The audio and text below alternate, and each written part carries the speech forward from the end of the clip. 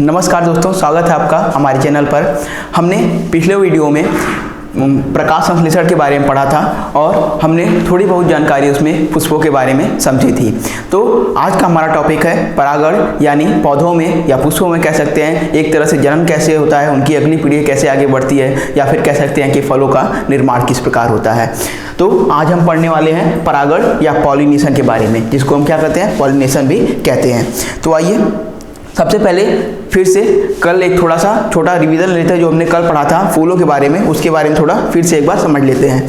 तो हमने पढ़ा था कि फूल जो होता है वो क्या है, पौधे का मुख्य या कह सकते हैं एक तरफ से प्रजनन अंग होता है। क्या होता है, रिप्रोडक्टिव ऑर्गन होता है, प्रजनन अंग होता है फूल पौधों का। ठीक है, तो अब इस प्रजनन अंग या फूल में कितने भाग होते हैं उनके बारे में समझ लेते हैं। हमने जो देखा था, एक था हमारा क्या, कैलिक्स, और दूसरा था कोरोला। ठीक है, कैलिक्स या कोरोला, दो जो आपके मेल रिप्रोडक्टिव और फीमेल रिप्रोडक्टिव ऑर्गन थे, नर जनन अंग और मादा जनन अंग। उनके अलावा भी ये दो भाग क्या होते हैं, फूल में मौजूद होते हैं। ठीक है, तो कैलिक्स और कोरोला, ठीक है, जिनको हम कैलिक्स को हम सेपल्स भी कहते हैं और कोरोला को हम पेटल्स भी कहते हैं। ठीक है, अब या हिंदी की अगर बात करें तो इसको हम कहते हैं बाह्य दल पुंज, बाह्य दल या कह सकते हैं बाह्य दल पुंज, और पेटल्स को हम कहते हैं दल पुंज। ठीक है, क्या कहते हैं, दल पुंज। अब इसके अलावा एक और भाग होता है इसमें, कह सकते हैं, जिसको हम कहते हैं पुष्पासन। क्या कहते हैं, पुष्पासन। ठीक है, क्या होता है, पुष्पासन। पुष्पासन को देख रहे हैं, क्या लिखा हुआ है यहाँ पे, रिसेप्टेकल। ठीक है, क्या होता है, रिसेप्टेकल। चलिए, और क्या था हमारा, और दो था हमारा, एक स्टेमेन था और एक क्या था, पिस्टिल्स था। ठीक है, स्टेमेन और पिस्टिल, जिसको हम पुंकेसर और स्त्री केसर भी कहते हैं। ठीक है, पुंकेसर और स्त्री केसर भी कहते हैं। चलिए, इसको हम शॉर्टली समझेंगे क्योंकि कल हमने इसके बारे में डिटेल में पढ़ा था बस। ठीक है, अब आगे देखिए, फूल के माध्यम से समझ लेते हैं शॉर्टली इसको। सबसे पहले ये जो आपको नीचे वाला भाग दिखाई दे रहा है, ये गोल भाग, इसको हम कहते हैं पुष्पासन, जिसपे क्या है, पुष्प स्थित है पूरी तरह से, या इसको हम कहते हैं रिसेप्टेकल। ठीक है, जिस पर पुष्प स्थित है उसको क्या कहते हैं, पुष्पासन। अब उससे थोड़ा सा ऊपर बढ़ते हैं तो ये भाग जो आपको दिखाई दे रहा है, पत्ती के समान संरचना निकली हुई है, इसको हम क्या कहते हैं, इसी को कहते हैं हम कैलिक्स या सेपल या बाह्य दल पुंज। कैलिक्स या सेपल या बाह्य दल पुंज। अब बाह्य दल पुंज का इसमें क्या कार्य है, बाह्य दल पुंज का कार्य यह होता है कि जब आपने देखा होगा फूल जो होते हैं जब वो छोटे होते हैं, कली के रूप में होते हैं, तो उनके बाहर एक हरा कलर का आवरण चढ़ा होता है। ठीक है, उसी आवरण को हम क्या कहते हैं, यही है आपका सेपल्स। ठीक है, या बाह्य दल पुंज। यह क्या करता है, कली को अंदर सुरक्षित रखता है। ठीक है, अब जब कली या फूल धीरे धीरे फैलता है तो यह बाह्य दल पुंज क्या होते हैं, धीरे धीरे अपना स्थान पुष्पासन के बगल में या नीचे ले लेते हैं। अब इससे थोड़ा सा ऊपर चलते हैं, आपको ये कलरफुल पार्ट दिखाई दे रहा है, या जिनको अपनी साधारण भाषा में पंखुड़ियां भी कहते हैं, इन्हीं को हम क्या कहते हैं, पेटल्स कहते हैं, पेटल्स या कोरोला भी कहते हैं। अब इनका क्या कार्य है इस फूल में, तो इनका कार्य होता है, आप देखेंगे कि पंखुड़ियां या पेटल्स क्या होती हैं, प्रायः देखते हैं आप रंग बिरंगी होती हैं, बहुत सारे कलर्स की होती हैं, और क्या इनमें सुगंध भी बहुत अच्छी अच्छी आती है। तो इसमें क्या होता है, इसका कार्य यह है कि यह क्या करती है, कीटों को या अन्य पक्षियों को, इन सबको क्या करती है, आकर्षित करती है। क्यों आकर्षित करती है, आकर्षित इसलिए करती है कि इन्हीं कीटों या पक्षियों का, इन सब का क्या होता है, बहुत बड़ा योगदान होता है किसमें, परागण या पॉलिनेशन में। ठीक है, परागण या पॉलिनेशन में इन सब का योगदान होता है। यानी अगर ये पंखुड़ियां नहीं रहेंगी तो उनको आकर्षित करने का कार्य इसमें नहीं हो पाएगा। मेन कार्य क्या है, इसको कीटों या पक्षियों को क्या करना, आकर्षित करना, इसी पेटल्स का कार्य है। अब इससे ऊपर चलते हैं, जिसके बारे में कल हमने पढ़ा था, यह है हमारा भाग, ये भाग क्या है, ये पार्ट हमारा क्या है, ओवरी है। ठीक है, सॉरी, ये है हमारा, इसको हम पिस्टिल्स कहते हैं या स्त्री केसर कहते हैं। स्त्री केसर में ये भाग आपको जो बीच का दिखाई दे रहा है, इसको हम क्या कहते हैं, इसको हम कहते हैं स्टाइल या वर्तिका। ठीक है, स्टाइल या वर्तिका, देखिए यहाँ पे दिया हुआ है स्टाइल, या इसको हम क्या कहते हैं, वर्तिका भी कहते हैं। अब इसके ऊपर का भाग, ये जो आपको मुकुट के समान दिखाई दे रहा है, ऊपर का भाग ये आपको मुकुट के समान दिखाई दे रहा होगा, ये जो मुकुट के समान भाग है इसको हम क्या कहते हैं, इसको हम कहते हैं वर्तिकाग्र। क्या कहते हैं, वर्तिकाग्र, या इसको हम कहते हैं स्टिग्मा। आपके सामने दिया हुआ है, ये क्या है आपका, यही है आपका वर्तिकाग्र, या जिसको हम कहते हैं स्टिग्मा। ठीक है, अब ये जो आपको नीचे गोल पार्ट दिया हुआ है इसको हम कहते हैं ओवरी। यहाँ पे दर्शाया गया है ओवरी, या जिसको हम क्या कहते हैं अंडाशय। और इसी अंडाशय के अंदर क्या होते हैं, अंडक होते हैं, या अंडाणु होते हैं, या बीजाणु, जो भी आप कह लें। ठीक है, ये आपको दिख रहा होगा, यह स्थित है इसमें।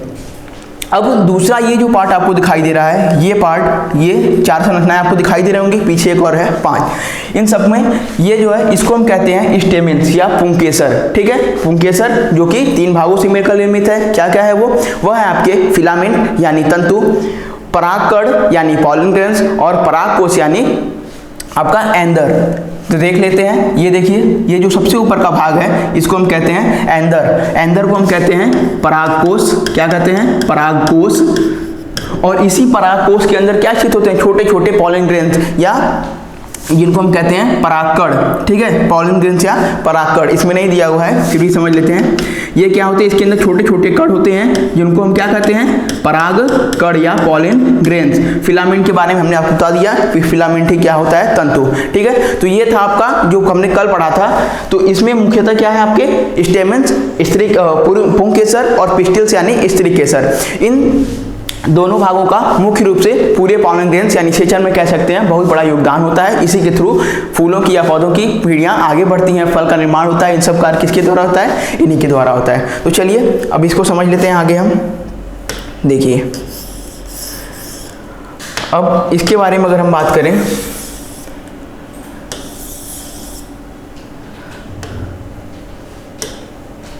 चलिए अब चलते हैं हम किसके बारे में बात करते हैं, परागण के बारे में। ठीक है, परागण के बारे में बात करते हैं, पॉलिनेशन क्या होता है। ठीक है, अपने टॉपिक पर आते हैं। किस पर, हमारा टॉपिक था परागण या पॉलिनेशन। हमारा टॉपिक है परागण या पॉलिनेशन। ठीक है, परागण या पॉलिनेशन। अब चलिए परागण के बारे में समझते हैं। देखिए, परागण क्या होता है।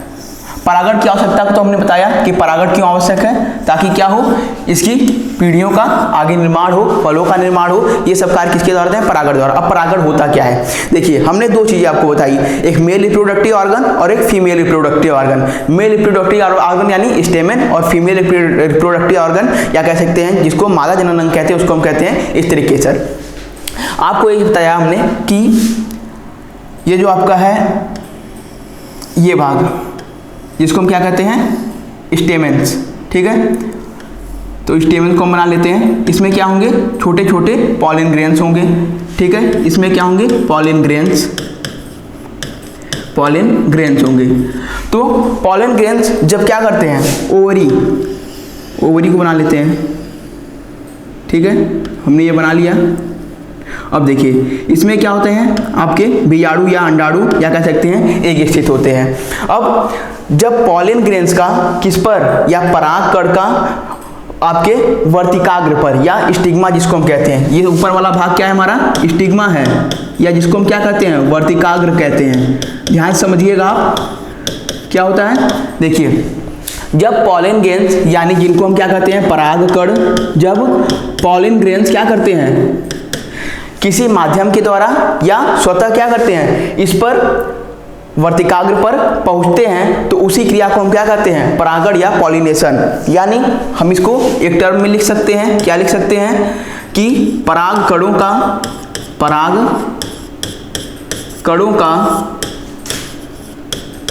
वर्तिकाग्र, परागकणों का वर्तिकाग्र पर पहुंचना, परागकणों का वर्तिकाग्र पर पहुंचना क्या कहलाता है, पॉलिनेशन या परागण, पॉलिनेशन या परागण कहलाता है। पॉलिनेशन या परागण कहलाता है। ठीक है, परागकणों का वर्तिकाग्र पर पहुंचना ही क्या कहलाता है, आपका परागण कहलाता है।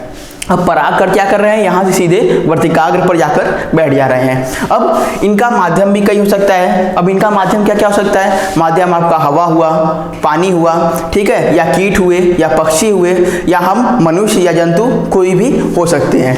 तो किसी भी माध्यम द्वारा क्या करते हैं, परागकण जाकर जब वर्तिकाग्र पर पहुँचते हैं तो इसी क्रिया को हम क्या करते हैं, कहते हैं आपका पॉलिनेशन या परागण। अब परागण भी कितने प्रकार के होते हैं, परागण भी होते हैं आपके 2 प्रकार के। परागण दो प्रकार के होते हैं। कितने प्रकार के होते हैं परागण होते हैं 2 प्रकार के, ठीक है। अब ये 2 प्रकार कौन कौन से हैं, अगर हम बात करें पहले प्रकार की, तो पहला प्रकार है हमारा स्वपरागण या जिसको हम कहते हैं सेल्फ पॉलिनेशन, जिसको हम क्या कहते हैं, सेल्फ पॉलिनेशन। और अगर हम दूसरे की बात करें तो दूसरा है हमारा परपरागण। क्या होता है, परपरागण, ठीक है। क्या होगा हमारा परपरागण, जिसको हम क्या कहते हैं, क्रॉस पॉलिनेशन, ठीक है, क्रॉस पॉलिनेशन, क्या कहेंगे, क्रॉस पॉलिनेशन। चलिए, अब हमारा परागण कितने प्रकार का हुआ है, 2 प्रकार, स्वपरागण यानी सेल्फ पॉलिनेशन और परपरागण यानी क्रॉस पॉलिनेशन। 2 प्रकार के परागण को हमको यहाँ पर पढ़ना है। चलिए आगे चलते हैं। देखिए यहाँ पर हमने दर्शाया है आपको परागण को एक फिगर के माध्यम से। इसमें 2 प्रकार के परागण दिए हुए हैं, एक सेल्फ पॉलिनेशन यानी स्वपरागण और एक क्रॉस पॉलिनेशन यानी परपरागण। चलिए समझते हैं सबसे पहले किसके बारे में, स्वपरागण के बारे में। सबसे पहले समझते हैं स्वपरागण के बारे में, ठीक है, या जिसको हम क्या कहते हैं, सेल्फ पॉलिनेशन। चलिए सेल्फ पॉलिनेशन चलिए, तो सबसे पहले समझेंगे कि स्वपरागण होता है क्या है। स्वपरागण क्या होता है, देखिए ये आपको एक ही पौधा दिखाई दे रहा है, ये एक पौधा और ये एक पौधा, दोनों क्या हैं, अलग अलग पौधे हैं। पहले पौधे में 2 फूल लगे हैं, दूसरे में भी कितने हैं, 2 फूल हैं, ठीक है। अब देखिए एक फूल के अंदर ये क्या है, आपको इसमें दिखाई दे रहा होगा स्टेमेंस यानी स्त्री केसर और पुंग केसर, दोनों प्रकार के जनन अंग मौजूद हैं। और यानी इसी प्रकार कितने सभी फूलों में, और या कह सकते हैं इसका ये फूल कैसा है, उभयलिंगी है, इसमें दोनों प्रकार के जनन अंग मौजूद हैं, ठीक है। अब इसमें क्या होगा, देखिए सेल्फ पॉलिनेशन यानी स्वपरागण यानी स्वतः, इसमें क्या होगा, ये एक पौधा है, मान लीजिए हम अब पहले इस फूल की बात करते हैं। इस फूल में क्या होगा, ये जो पॉलिन ग्रेन्स हैं ये उठकर इसी फूल के किस पर जाएंगे, आज में वर्तिकाग्र या स्टिग्मा पर जाएंगे। ये परागकण क्या करेंगे, इसी फूल के वर्तिकाग्र पर जाएंगे। तो इस प्रक्रिया को हम क्या कहेंगे, सेल्फ पॉलिनेशन या स्वपरागण। अब वही अगर हम इस फूल की बात करें तो पौधा तो एक ही है, लेकिन फूल कितने हुए, इसमें 2 हुए, यानी फूल क्या हो रहे हैं, अब अलग अलग हो जा रहे हैं। तो जब इस फूल का परागकण उठकर किस पर जाए, इस वाले वर्तिकाग्र पर यानी दूसरे फूल के वर्तिकाग्र पर पहुंचे, तब भी क्या कहा जाएगा, सेल्फ पॉलिनेशन, क्योंकि क्रिया किसमें हो रही है, एक ही पौधे के भीतर हो रही है। एक ही पौधे के अंदर 2 फूल हो या अधिक फूल हो, कोई दिक्कत नहीं है। एक फूल में हो तब भी वह स्वपरागण कहलाएगा, या एक पौधे में 2 अलग अलग फूलों में हो तब भी वह क्या कहलाएगा, सेल्फ पॉलिनेशन या स्वपरागण ही कहलाएगा, ठीक है। तो क्या होगा, जब एक ही फूल के परागकण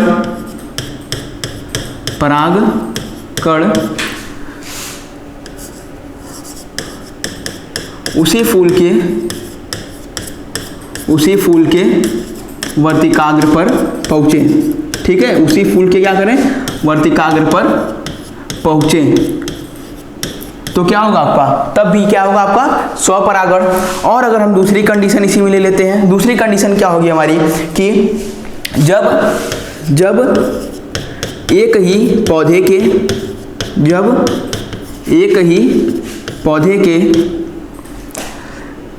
अलग अलग फूलों के बीच परागण परागण हो। परागण हो से क्या तात्पर्य है हमारा, यानी इस फूल का पॉलन ग्रेन्स या परागकण उठकर दूसरे फूल के वर्तिकाग्र पर पहुंच जाए, ठीक है, दूसरे फूल के वर्तिकाग्र पर पहुंच जाए। तो इस प्रकार के परागण को भी हम क्या कहेंगे, स्वपरागण या सेल्फ पॉलिनेशन ही कहेंगे, ठीक है। तो इसको क्या कहेंगे, इसको भी हम क्या कहेंगे, स्वपरागण ही कहेंगे, स्वपरागण ही कहेंगे, ठीक है। चलिए ये हमारा हो गया। अब बात करते हैं किसकी, अब बात आती है क्रॉस पॉलिनेशन की। क्रॉस पॉलिनेशन यानी पर परागण। अब जैसे नाम में इसके समझ में आ रहा है क्या, पर परागण यानी पर यानी दूसरे पर, यानी पराये पर। क्या होगा, अब ये एक फूल का पौधा है, सॉरी एक पौधे में ये फूल है और दूसरे पौधे में एक फूल है, यानी दो पौधे अब क्या हो रहे हैं, अलग अलग डिस्टिंक्ट हो चुके हैं। तो इस कंडीशन में क्या होगा, जो पहला पौधा है इसके फूल से क्या होगा आपका, ये जो मान लीजिए आपका पहला पौधा है, इसके फूल से क्या होंगे, इसके फूल से परागकण उठकर क्या करेंगे, इस दूसरे पौधे के वर्तिकाग्र पर पहुंचेंगे, या इसके फूल से कह सकते हैं परागकण उठकर इसके वर्तिकाग्र पर पहुंचे। तो इस कंडीशन को क्या कहेंगे हम, इसको हम कहेंगे क्रॉस पॉलिनेशन या पर परागण। क्या होगा, जब इस फूल के परागकण उठकर दूसरे वाले फूल के या दूसरे पौधे के फूल पर क्या करें, वर्तिकाग्र पर पहुंचे, तो उसको हम क्या कहेंगे, क्रॉस पॉलिनेशन या पर परागण इसको हम कहेंगे। चलिए पर परागण भी समझ लेते हैं। दूसरा था हमारा क्या, पर परागण। क्या था, पर परागण। चलिए पर परागण या जिसको हम क्या कहते हैं, क्रॉस पॉलिनेशन भी कहते हैं। क्या कहते हैं, क्रॉस पॉलिनेशन। तो इसमें क्या होता है, अलग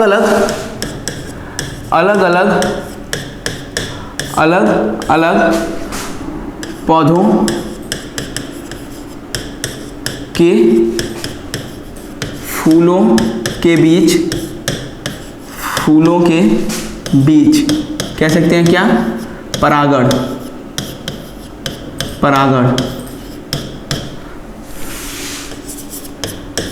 हो तो क्या होगा, वो आपका वो होगा, हो तो उसे पर परागण कहते हैं। क्या कहते हैं, पर परागण कहते हैं। चलिए ये भी हो गया हमारा, दो चीजें हमने समझ ली। एक स्वपरागण क्या होता है, एक परपरागण क्या होता है। स्वपरागण यानी एक ही पौधे के फूलों के बीच या उसी पौधे के उसी फूल के बीच अगर परागण की प्रक्रिया हो। परागण की प्रक्रिया मतलब हमारा तात्पर्य सीधे वहीं पे जाएगा क्या, कि परागकण उठकर क्या हो रहे हैं, वर्तिकाग्र पर जा रहे हैं, सिंपल सी बात है। और परपरागण यानी अलग अलग पौधों के फूलों के बीच जब एक पौधे से पॉलन ग्रेन्स या परागकण उठकर दूसरे पौधे के वर्तिकाग्र पर पहुंचे तो उसे हम क्या कहेंगे, परपरागण या क्रॉस पॉलिनेशन। अब एक और चीज थोड़ा समझ लेते हैं कि अगर हम बात करें तो पुष्पों को या पौधों को कितने प्रकार में बांटा गया है। ठीक है, पुष्पों को या पौधों को कितने प्रकार में बांटा गया है। तो हम पुष्पों को लिख लेते हैं, क्या, पुष्पों के प्रकार। ठीक है, तो जैसे लिख लेते हैं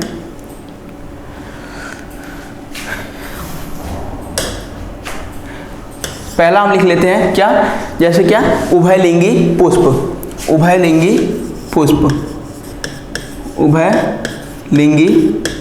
पुष्प क्या होगा, उभयलिंगी पुष्प। अब उभयलिंगी पुष्प से हमारा क्या तात्पर्य है, वह पुष्प जिसमें स्त्री केसर और पुंकेसर दोनों एक ही फूल में हो। वह पुष्प जिसमें स्त्री केसर और पुंकेसर दोनों क्या हो, एक ही फूल में हो। लिख लेते हैं, चलिए यहाँ पर, वह पुष्प जिसमें क्या हो, स्त्री केसर या जिसको हम क्या कहते हैं, पिस्टिल्स। क्या कहते हैं, स्त्री केसर व पुंकेसर। स्त्री केसर व पुंकेसर एक ही फूल में हो। क्या, या एक ही पुष्प में हो, जो भी आप लिखना चाहें, एक ही फूल में हो। ठीक है, जिसमें स्त्री केसर और पुंकेसर क्या हो, एक ही फूल में हो। जैसे कह सकते हैं क्या हम,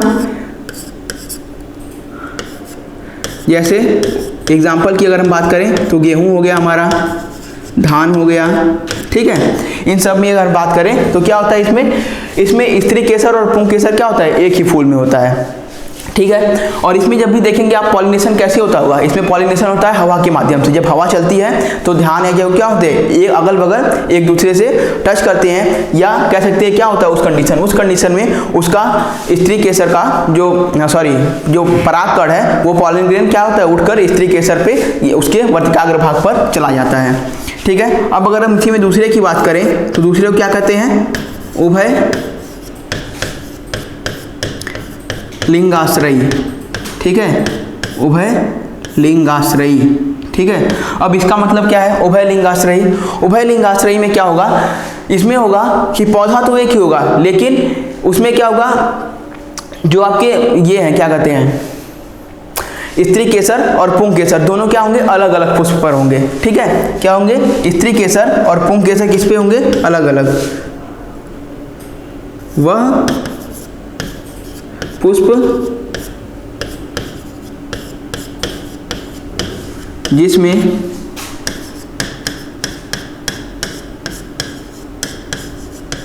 स्त्री केसर व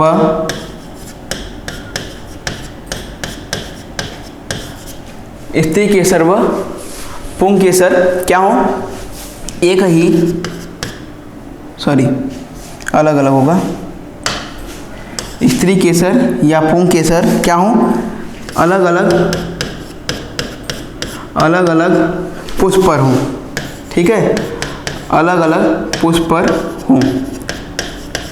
इसमें क्या होता है, स्त्री केसर और पुंग केसर क्या होता है, अलग अलग फूलों पर स्थित होते हैं। जैसे इसी एग्जाम्पल की बात कर ले हम तो इसमें साधारणतः क्या होता है, आम आपका आ जाएगा। और एक प्रकार है जिसको हम क्या कहते हैं, एक लिंगी। क्या होता है, एक लिंगी। अब एक लिंगी में क्या होता है, एक लिंगी में होता है आपका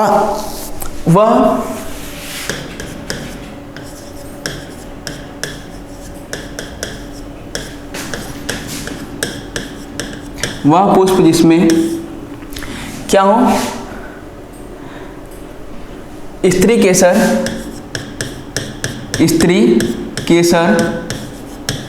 व पुंग केसर, स्त्री केसर व पुंग केसर क्या हो, स्त्री केसर व पुंग केसर क्या हो, अलग अलग पौधों पर हो। क्या हो, अलग अलग पौधों पर हो। ठीक है, क्या हो, अलग अलग पौधों पर हो। तो अगर हम इसके उदाहरण की बात करें तो इसमें आपका जैसे भांग आ जाता है, ठीक है, ताड़ आ जाता है, इत्यादि की बात हम करते हैं इसमें। और भी इसके बहुत सारे एग्जाम्पल हैं, लेकिन बस ये समझने के लिए इसका हमें नहीं लगता कि कोई मोस्ट यूज होता होगा, फिर भी इन चीज़ों को हम जानते रहेंगे तो ज़्यादा अच्छा होगा। उभयलिंगी पुष्प यानी वह पुष्प जिसमें स्त्री केसर और पुंग केसर क्या हो, एक ही फूल पर हो, एक ही फूल में स्त्री केसर भी हो और पुंग केसर भी हो, तो ऐसे फूलों क्या कहेंगे, उभयलिंगी पुष्प।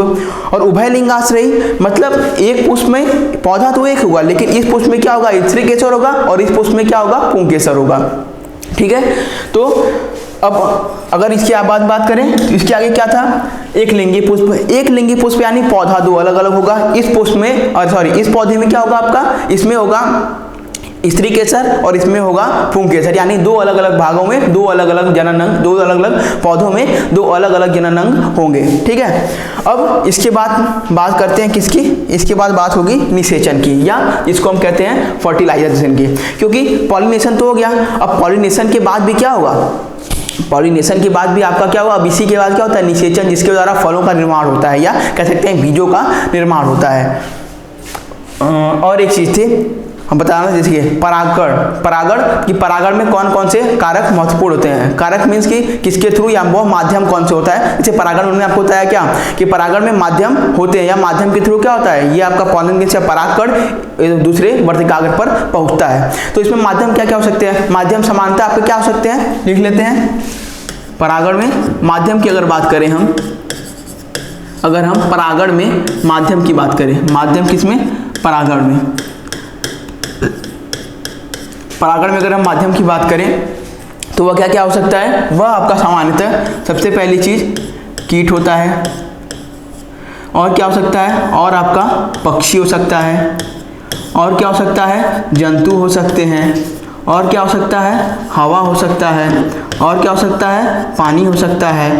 तो ये सभी क्या हो सकते हैं, परागण के लिए माध्यम हो सकते हैं। अब कीट कैसे होगा, कीट जाएगा फूलों पर बैठेगा, उसके ऊपर क्या होंगे, वह परागकणों के पास या पॉलिन ग्रेन्स के पास जाएगा, सारे परागकण क्या होंगे उस पर चिपक जाएंगे, और वही कीट टूटकर अगर दूसरे पुष्प पर जाएगा तो क्या होंगे, वही सारे परागकण दूसरे फूल के वर्तिकाग्र पर चिपक जाएंगे जाकर। और पक्षी भी आते हैं कभी कभी, क्या होता है फूलों पर बैठते हैं तो उनके थ्रू भी क्या होते हैं, परागकण एक पौधे से दूसरे पौधे में चले जाते हैं या दूसरे पुष्प में चले जाते हैं। जंतुओं के थ्रू भी जाते हैं, हवा भी होती है, हवा चलती है, परागकण उड़कर एक माध्यम से या एक पुष्प से दूसरे पुष्प पर चले गए, ऐसे भी पानी के थ्रू ही होता है। अब चलिए समझते हैं किसके बारे में, निषेचन के बारे में, या जिसको हम क्या कहते हैं, फर्टिलाइजेशन। निषेचन के बारे में, जिसको हम क्या कहते हैं, फर्टिलाइजेशन। ठीक है, जिसको हम क्या कहते हैं, फर्टिलाइजेशन। अब देखिए यहाँ पर हमको फर्टिलाइजेशन का कोई पूर्णतः उसको डिस्क्रिप्शन या उसको डिस्क्राइब तो करना नहीं है, हमें क्या बस साधारण समझना है कि उसकी परिभाषा क्या होती है या कौन कौन से प्रमुख भाग उसके होते हैं, क्योंकि हमें एमबीबीएस तो बनना नहीं है। ठीक है, तो हमें एग्जाम क्वालिफाई करना है, तो उस पार्ट से हम इसको समझते हुए चलेंगे। देखिए सबसे पहली चीज क्या, इसमें हम तीन भाग में, सबसे पहले इसके तीन भागों को हम समझ लेते हैं। क्या है वो, देखिए पहला भाग आपका जिसको हम कहते हैं युग्मक, या जिसको हम क्या कहते हैं, गैमेट्स। क्या कहते हैं, गैमेट्स। दूसरा भाग हमारा क्या है, दूसरा भाग है हमारा युग्मनज, या जिसको हम क्या कहते हैं, जाइगोट। ठीक है, जिसको हम क्या कहते हैं, जाइगोट। और तीसरा भाग है हमारा भ्रूण। क्या होता है, भ्रूण, जिसको हम क्या कहते हैं, एम्ब्रियो। क्या कहते हैं, एम्ब्रियो। चलिए देखिए सबसे पहले युग्मक क्या होता है। आपने सुना किसके बारे में, पॉलिन ग्रेन्स यानी परागकण के बारे में। आपने सुना किसके बारे में, ओवरी के बारे में। ओवरी में क्या थे, अंडाणु थे, एक थे। ठीक है, तो ये जो पॉलिन ग्रेन्स होता है, अगर मेल रिप्रोडक्टिव पार्ट की बात करें तो इसमें जो पॉलिन ग्रेन्स या परागकण होता है, यह आपका एक युग्मक होता है, मादा जनन अंग। यानी कुल मिला क्या होगा, दो अंग हमें चाहिए, एक मादा जनन अंग और नर जनन अंग। ठीक है, मादा जनन अंग और नर जनन अंग दोनों की बात करेंगे तो दोनों में क्या होगा, अगर मादा जनन अंग की बात करें, किसकी, मादा जनन अंग की बात करें, मादा जनन अंग या जननांग लिख लेते हैं सीधे। देखिए हम किसकी बात कर रहे हैं, युग्मक की। तो युग्मक कौन कौन से होंगे इसमें, एक इसकी बात कर लेते हैं। इसमें अगर बात करें तो इसमें क्या होंगे, आपके अंडाणु होंगे, या जिसको हम एक भी कहते हैं, अंडप भी कहते हैं। और नर जननांग की अगर हम बात करें, नर जननांग की अगर हम बात करें तो इसमें क्या होगा, इसमें आपका ये आपके परागकण क्या होते हैं, परागकण। ठीक है, इन्हीं को हम गैमेट्स कहते हैं या युग्मक कहते हैं। एक सिंगल युग्मक इसमें क्या है, एक एग है, और इसमें एक सिंगल युग्मक क्या है, परागकण है। अब देखिए अब आगे क्या होगा, जब ये परागकण वर्तिकाग्र पर पहुंचते हैं तो वर्तिकाग्र पर पहुंचने के पश्चात ये पराग नली द्वारा क्या होते हैं, धीरे धीरे कहाँ पहुंचाए जाते हैं, ओवरी में या अंडाशय में पहुंचाए जाते हैं। अंडाशय में पहुंचाए जाने के बाद वहां पर जो स्थित ये आपके अंडाणु या अंडप या एग होते हैं, उनसे ये क्या होती है, इन्हीं परागकणों की क्रिया होती है। और इन्हीं परागकणों की क्रिया के पश्चात क्या होता है, निषेचन के पश्चात आपके फल या बीज क्या होते हैं, इनका निर्माण होता है। अब जब ये गैमेट्स नीचे जाकर इस परागकण और अंडाणु क्या करते हैं, दोनों एक साथ फ्यूज होते हैं, तो इसके थ्रू क्या बनता है आपका, जाइगोट या युग्मनज बनता है। क्या बनता है, जाइगोट या युग्मनज बनता है। यानी एक अलग थे, एक गैमेट्स इसका फीमेल का हो गया, एक गैमेट मेल का हो गया, दोनों क्या किए, फ्यूज किए। फ्यूज करने पर क्या बनेगा, दो मिले, क्या युग्म कहते हैं, तो उसी से क्या बन गया आपका युग्मनज या जाइगोट। अब आगे बात करते हैं भ्रूण की। अब यही जाइगोट या जिसको युग्मनज कहते हैं, जब ये धीरे धीरे विकसित होगा तो इसी के थ्रू क्या बन जाएगा आपका भ्रूण। और जब भ्रूण बनेगा तो भ्रूण के बाद धीरे धीरे उसका विकास होते हुए क्या बन जाता है, आपका फल बन जाता है। ठीक है, जाइगोट के बाद क्या बनेगा, आपका भ्रूण बनेगा। तो इसको हम फिगर के माध्यम से भी समझ सकते हैं। जैसे ये हमें क्या दिया गया है, फिगर दिया गया है, इसको हम इधर लाकर समझ लेते हैं। देखिए अब ये हमें दिया गया है, एक क्या है, ये हमारा ओवरी का एक फिगर है, फूल के ओवरी का एक फिगर है। देखिए इस पर यहाँ पर वर्तिकाग्र पर पॉलिन ग्रेन्स क्या है, पहुंच चुके हैं। अब यही पॉलिन ग्रेन्स क्या करेंगे, सारे पॉलिन ग्रेन्स तो आएंगे नहीं, पॉलिन ग्रेन्स के दो अणु, ठीक है, किसके द्वारा, पॉलिन ट्यूब या पॉलिन पराग नली के द्वारा क्या होंगे, अंदर ओवरी तक पहुंचेंगे। अब ओवरी में स्थित कितने, 3 अंडप या 3 एग होते हैं। ठीक है, ये पॉलिन ग्रेन्स क्या होंगे, यहाँ पर पहुंचेंगे, इसके थ्रू यहाँ पर आए। देखिए यहाँ पर ये आपकी पराग नली है, पराग नली के थ्रू पॉलन ग्रेन्स यहाँ पर इस अंडक के पास पहुँचेंगे। अब इसमें क्या होगा, ये जो आपका एक परागकण है, ये इसमें स्थित जो प्राइमरी या जिसको कहते हैं प्राथमिक एग, उससे क्या करेगा, क्रिया कर लेगा। उससे क्रिया करने के बाद ये बनाएगा युग्मनज। क्या बनाएगा, युग्मनज या जाइगोट बनाएगा। और वही जाइगोट किसका निर्माण करता है, भ्रूण का। लेकिन अब ये बचे हुए जो दो अंडक हैं या जिनको हम एग कहते हैं, तो ये क्या करते हैं, ये जो दूसरा पॉलन ग्रेन्स है उससे क्या करते हैं, ये उससे जुड़ जाते हैं और उससे क्या बनाते हैं, एंडोस्पर्म या जिसको हम क्या कहते हैं, भ्रूणपोष बनाते हैं। ठीक है, पहला ये जो आपका पॉलन ग्रेन्स है वो क्या हुआ, एक एग से क्रिया करेगा, प्राइमरी एग से क्रिया करेगा, वह क्या बनाएगा, वह बनाएगा भ्रूण। ठीक है, अगर हम बात करें किसकी, तो ये जो आपका फर्स्ट एग है, ये जो फर्स्ट एग है क्या कह सकते हैं, फर्स्ट जाइगोट, या क्या बना लेगा, यह बना लेगा एम्ब्रियो या भ्रूण बना लेगा। ठीक है, लेकिन ये जो आपका दूसरा वाला पॉलन ग्रेन्स या परागकण है, ये बाकी के दो अंडकों से क्रिया करके क्या बना लेगा, एंडोस्पर्म या जिसको हम क्या कहते हैं, भ्रूणपोष कहते हैं। क्या बना लेगा आपका, ये बना लेगा भ्रूणपोष या जिसको हम कहते हैं, इसमें आप सेकंड लिख देते हैं, समझ जाइएगा, सेकंड। यह क्या बना लेगा, एंडोस्पर्म। ठीक है, एंडोस्पर्म या जिसको हम कहते हैं भ्रूणपोष। अब देखिए ये एम्ब्रियो जो है, ये भ्रूणपोष क्या करता है, ये भ्रूणपोष, इसका नाम है क्या, भ्रूणपोष, यानी भ्रूण को पोषण पहुंचाने का कार्य कौन करेगा, यही आपका भ्रूणपोष या एम्ब्रियो करता है। कौन करता है, भ्रूणपोष या एंडोस्पर्म एम्ब्रियो को या भ्रूण को क्या करता है, यहाँ पर लिख देते हैं भ्रूण को भोजन देने का कार्य कौन करता है, यही आपका भ्रूणपोष या एंडोस्पर्म करता है। अब आगे चलकर इन्हीं के थ्रू क्या होता है, इन्हीं के थ्रू आपका एम्ब्रियो भ्रूण बन गया। अब इन्हीं के थ्रू क्या होगा, आगे फल का निर्माण होगा और बीजों का निर्माण होगा। ठीक है, तो निषेचन क्या होता है, निषेचन क्या होगा, निषेचन होगा जिसको हम कहेंगे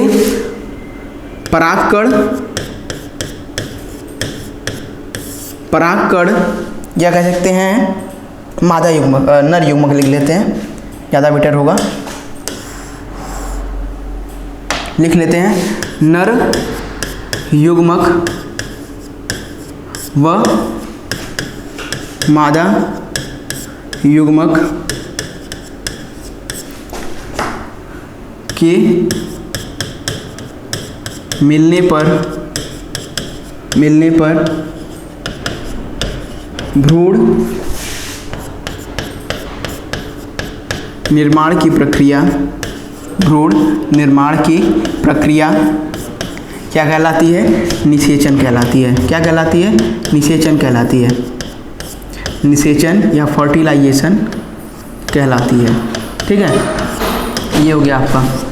चलिए, हमने क्या समझा कि जब नर युग्मक या मेल गैमेट, ठीक है, जो पॉलन ग्रेन्स या परागकण होते हैं, और फीमेल गैमेट या जिनको हम एग कहते हैं, उनके संयुक्त होने पर जो भ्रूण निर्माण की या समस्त कह सकते हैं एक तरफ से फल निर्माण की प्रक्रिया होती है, उसको हम क्या कहते हैं, निषेचन या फर्टिलाइजेशन कहते हैं। तो यही फर्टिलाइजेशन के थ्रू क्या होता है, हमारे फल का निर्माण होता है, फल का और बीजों का निर्माण होता है। ठीक है, तो ये था हमारा निषेचन। तो हमने इतनी चीजें पढ़ ली। अब इसके बाद क्या होगा, जाहिर सी बात है फर्टिलाइजेशन हो चुका है, फर्टिलाइजेशन के बाद किसका निर्माण होगा, फल का निर्माण होगा। तो अब हम क्या पढ़ेंगे, आगे पढ़ेंगे हम फलों के बारे में कि फल का निर्माण किस प्रकार से होता है, फल कितने प्रकार के होते हैं। ठीक है, इन सब चीज़ों के बारे में हम पढ़ेंगे। और एक चीज़ थी आपको बताना था, उसके बारे में फिलहाल हम कल चर्चा करेंगे। एक होता है अनिषेक फलन। ठीक है, कभी कभी क्या होता है, फलों का निर्माण आपने देखा निषेचन के थ्रू भी हो रहा है, लेकिन एक कंडीशन ऐसी भी आएगी जहां पर क्या होगा, बिना निषेचन के ही फल का निर्माण हो जाएगा। क्या होगा, बिना निषेचन के ही फल का निर्माण हो जाएगा। तो उस बात की चर्चा भी हम क्या करेंगे, कल करेंगे कि बिना निषेचन के फल का निर्माण भी होता है, वह कैसे फल होते हैं। तो कुल मिलाकर हम कल क्या पढ़ेंगे, कल पढ़ेंगे फलों के बारे में, कौन से किस प्रकार के फल होते हैं, उनका कौन सा भाग फलों का खाया जाता है, इन सब के बारे में हम विस्तृत चर्चा कल के लेक्चर में करेंगे। तब तक के लिए धन्यवाद।